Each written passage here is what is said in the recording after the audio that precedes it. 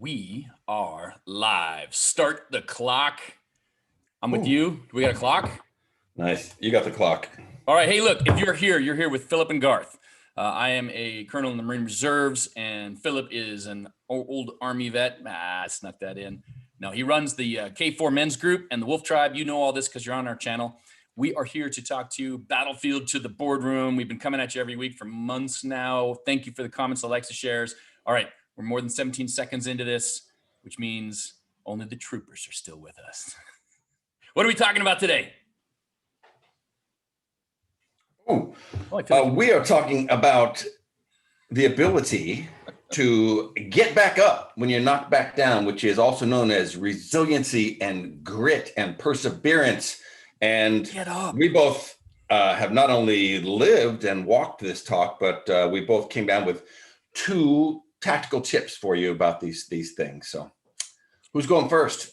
Well, here's the deal. You can go first, but this is important. If you have made it this far, it means you are struggling with a side hustle, an entrepreneurial thing, a relationship. The fact is you're going to take some hits. We are going to get put on our butts occasionally, literally and figuratively, because it happens. We all go through cycles, whether you like it or not. And so, 2 good things as you're facing life struggles, and you can do the first one. Cool. All right. My first one is to paraphrase Mr. William Shakespeare. There is no good or bad, but thinking makes it so.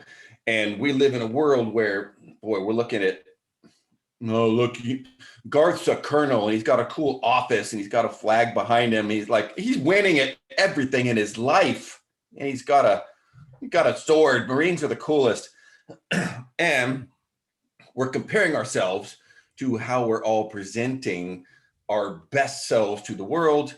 And so when we reach those inevitable points where we failed and we've broken down and we quit and we got distracted, we beat ourselves up, and then that becomes a self-defining story. So, when Jocko says, hey, you had a setback, good.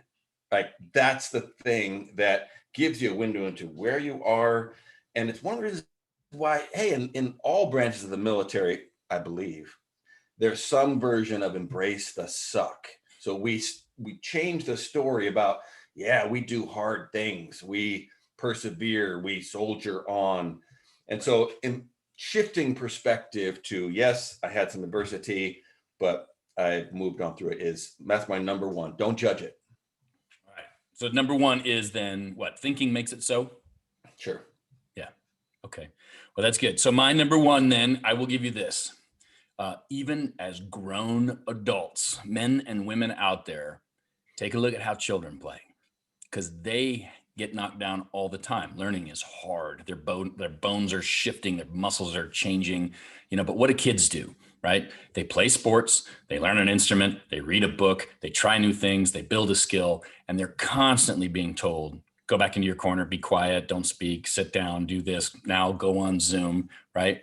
But through it all, they are looking for opportunities to grow and learn and be like something else, and they still laugh.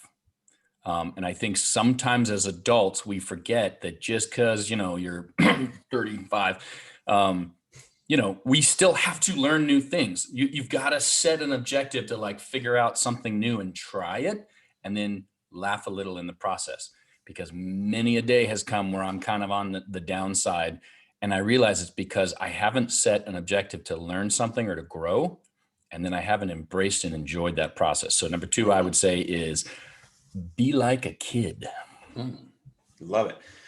I'm going to just sort of push out on yours a little bit as my second one, which is a built-in constant recommitment to why you're doing it. And obviously for children, play is a sort of a hardwired learning process. And so is humor and appreciation and joy. And these things are, encoded in us. But meaning and purpose and service to something larger than ourselves is part of our species. We're this communal pack hunting predator species. So when we're part of something bigger than ourselves, it tends to provide us with that why that enables us to withstand any what. So Yeah. keep recommitting and build it into your habitual practices is constant recommitment, because we're all going to get knocked down. Yeah. Well, actually, that's what this is, both you watching it and us doing it. I don't know if anybody knows, but we're not being paid to sit on YouTube and LinkedIn and Facebook. Like, this is about us sharpening our axes with each other, making sure that we're doing that. And we recommit to this every week when we record one of these. That's huge. I like that one. Okay. All right. Well, my last one then. So I get my second, and it takes the recommitment to do. So we'll keep building. That's routines. And routines sound bad, but I like to say, or in the military, we say shape your environment. Now that's a polite way when we say we shape our environment, like you shape the beach with naval gunfire and Tomahawk missiles to make sure that when you land, it's a lovely, quiet place to land. But you do that with your life too. You need to shape the environment in your life by setting up conditions where you don't have to make choices, or setting up conditions where bad habits won't get you. So if you get knocked down, say the easy one's always diet, right? Like you're dieting really well and you're doing great, and then you have a bad day and you eat ice cream, like somebody may have done yesterday, right? I know. But then when you get up the next morning after you recommit to your process, you also need to shape the environment by like not putting ice cream in the house. I mean, you don't want to put yourself in a position where you have to make a choice between doing what you need to get done and doing what is comfortable or easy. So if you're going to work out, it's the old, like, put your running shoes and your shorts and your t-shirt on the floor next to the bed when you go to sleep, because when you wake up, they're there, and you're not making a choice of if you're going to run. You're following through, you're committing to your routine. And you put the gear in a place where you will use it. And even if you don't have a great run, you ran. And those routines have saved my butt more times than anything else. Like, I work out because I said, I have to. It's 6 a.m. It's time to be on the road or lifting something. Like, so build a routine. So that would be my second one. Boom. Boom. All right. We are actually under 10 minutes today. And look, if those 4 things help, we're going to put them in the comments below, but thinking makes it so. So clear your headspace, be like a kid, learn something new, set objectives, build a skill, but remember to laugh. And then Philip's recommitment and mine, shaping the environment or routines. If you put these things in place, good days are going to come, bad days are going to come. And you don't try and embrace and hold on to the good and push away the bad, roll with it. But if you have those kind of 4 things in place, I think it makes it easier. Roger that. All right, guys, go get some.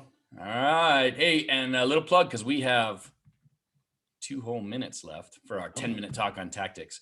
If you made it this far and you're listening to us, the world is coming back alive. So send us notes or messages. We've already reached out a couple people. We're looking at our mountain retreat, a 2-day mountain retreat. We go up 2 Fridays, so you're not staying overnight, but it's a full day of real work outside. You won't be cold. You don't have to do push-ups. We're going to get you some of the details, but if you want to know about it in advance and reserve a seat, there are only so many seats because space and everything else. And I think we're looking at April. So the dates will be published soon. Thank you to the handful of people that have already signed up, and some real flyer stuff is going to be coming your way. But if you're interested, you want to get outside, you're in Southern California, come join us.